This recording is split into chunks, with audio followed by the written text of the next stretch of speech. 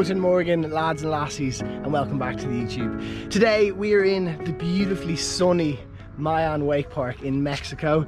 So this wake park's located in Cancun. It's about 20 minutes from the airport. And long story short, the idea behind this video is to do a little bit of a review, talk about the park, the obstacles, the cable, the atmosphere, the kind of facilities around here. Because I feel like a lot of you might be looking to go on some wakeboard trips in the near future. And if I do this at every wake park and every boat place that I go to, then it might give you a little bit more of an insight. So, to begin with, this is the cable right here. The start dock is there, and so this cable goes anti-clockwise, which means if you're right foot forward, all the corners are going to be a little bit easier. Personally, I don't really have a massive preference, but it is nice to know that, and I think that's kind of probably the most common cable setups. Now, the first thing you do when you go off the start dock is you hit these two kickers. Now, these are actually really nice, I have to say. So all the obstacles on this wake park are very slippy, which is good. I find a lot of wake parks you go to, you get stuck on some obstacles. Here, they're nice and slippy, and these two kickers are really good. Actually, being truthfully honest, they're some of my favorite kickers. There's a nice little lip at the very end of them, giving you a little bit more kick, and where they're located away from the cable is the perfect amount to get a good line tension. So yeah, the kickers are really nice. So up next, you have these two features. So on the right hand side, you basically have a kind of a bit of a transfer box into a very mellow down ramp. It's actually really easy to get to it. The line is very simple, and I do like that you can just come off the inside, so it's a nice little kind of flat wedge to hit. If you're not that advanced, it's a nice little place to practice 180s, things like that. Then on the far side, you have a proper big transfer box. Now, in terms of getting out to it, it's actually really easy. It's almost deceivingly close to the inside. The transition to get up onto it is pretty much perfect. In fact, that's a really good transfer to learn on, and I'd say it's the best one. However, on the other side, there's an even better transfer to learn on. So this section's really nice. I do find myself though, I kind of hit these kickers a lot, and I end up, because of where you land, it's tough to kind of get set back up on time to get to here. That said, there is plenty of time. It's just if you're riding for like 3-4 hours a day, you just don't have the energy. Up next, you've got two corners. So this is a 5-tower cable, meaning there's 5 towers. And actually the corners are all really easy. If you're at a very beginner level, it's very intuitive to get around. And what's more is, I think on the weekends after midday, I think they slow it right down, which makes it a bit easier. It does mean though, if you're a bit more advanced on the weekends, you have to get here before you have to get here when it opens really to ride for a couple hours. As we're walking around here, and I've got my little tripod, take note of behind me. I don't know if you can see, but we're actually dug down into the water, which is really nice, because that means when it's windy, it's actually flat cams. You can see it's glassy, but yesterday I was actually staying on the beach and it was really windy, and when I got here it was just glass, which is absolutely class. The other thing that's actually worth mentioning is the water comes from, oh, I'm gonna get slagged on this. It's not samosa, that's a drink, isn't it? It comes from oh, what are they called? I'll put it on the screen. Anyway, so the water is really fresh. It's actually quite clear as well, which is really nice. I'm a big fan of fresh water. Personally, if the cable park is salt water, I kind of lose interest because it stings my eyes. As you come out of the corner, you've got 2 rails. The first is the rainbow on your right hand side. That rail is really user friendly. It's a good place to practice some hits. So if you're trying your first back lip, that's a great spot to kind of learn it on. And the other one is a kind of a transfer box. Now that's actually really nice. The only thing I will say for it is you have to take a mighty old edge to get from the up ramp across. However, it does all connect, so you can actually just ride up and over it as well. As you come off that transfer, it leads you straight into effectively a handrail. Now that can be as easy or as difficult as you like. If you're really good, you can kind of do some Ollie 270s on. It's very enjoyable, and you can actually hit one after the other. And what's more is you can then hit the third obstacle. Now that third obstacle on the inside, the left hand side, is brilliant for learning transfers. In fact, it's one of the best ever. The position under the cable is perfect. You can take a nice mellow edge. The transition up on the up ramp really does boot you up onto it. On the outside bit, there is a bit of a kink rail. Truth be told, I haven't hit that yet, but it does look like if it didn't go well, you might be in trouble.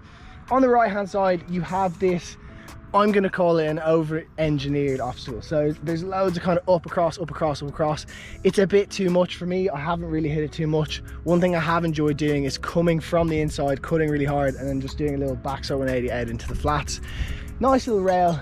And then as you go around the corner, in fact, actually, let's just get to the corner first. Okay, so the corner. I'm not a big air trick guy. I can't really do that many, truth be told, but in terms of pop, this has to be one of the poppiest cables I've ever ridden. There's just so much lift and it just springs you up into the air. So if you are learning air tricks or air tricks are your thing, you're probably really gonna enjoy it. Now that said, I haven't been to many cables where I'm really trying a lot of air tricks, so I probably am the best person to compare that to, but it is really nice. Now, this is only cable number one. There is a second cable which I'm going to take you to in a minute.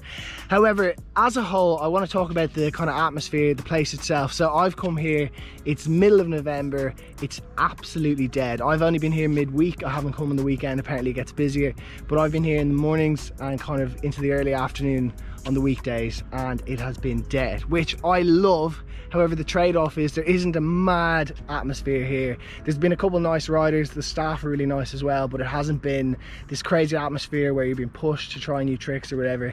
It's definitely a mellow trip. In terms of facilities, there is a restaurant. Again, that's been closed the whole time I've been here, but apparently the food's really good out of the restaurant. And I think they also have like flyboarding, and I think they probably have one of those aqua parks as well. So it's good in terms of facilities. I'll talk about getting here in general, not only to Mexico, but also to the cable from the airport or hotel and all that. But I'm gonna go show you the other cable. Truth be told, I haven't actually seen it myself yet. And voila, we are at cable number 2. Now, the first thing I've noticed is this is a clockwise cable, which means if you're left foot forward, this will be better suited for you. I do really admire having both clockwise and anti-clockwise. It means there's something for everyone. The other thing I've definitely noticed is this is a bit more of a beginner section. So again, that's a really nice feature. If you are coming here and you're not that good, you'll actually be able to learn a lot here. I haven't ridden the cable, so I don't know what it's like, but we've got 2 kickers to start us off. They're really small, particularly the one on the far side, which is right foot forward heel side or left foot forward toe side. It does look really easy to hit. After the kickers, you have 2 rail options. The one on the inside is a little bit easier, so it's basically a really mellow, quite wide and not too long flat bar. Again, I can imagine this is a great place to learn some hits, back flips, 180s out, backside 180s out, all that type of stuff. On the left hand side then, on the effectively the outside of the cable, you've got a pipe bar, or pipe bar is, I don't know what you call it, but a pipe basically. Again, a nice one to learn. It also does look really small, and they're kind of tough to really hurt yourself on those because there's no sharp edges or anything like that. So that is a nice option, and then that takes you into the corner to the far side. I'm not one to head on aqua parks because I know they're the reason most wake parks can afford to be open, but that looks absolutely brutal. Hello darkness, my old friend.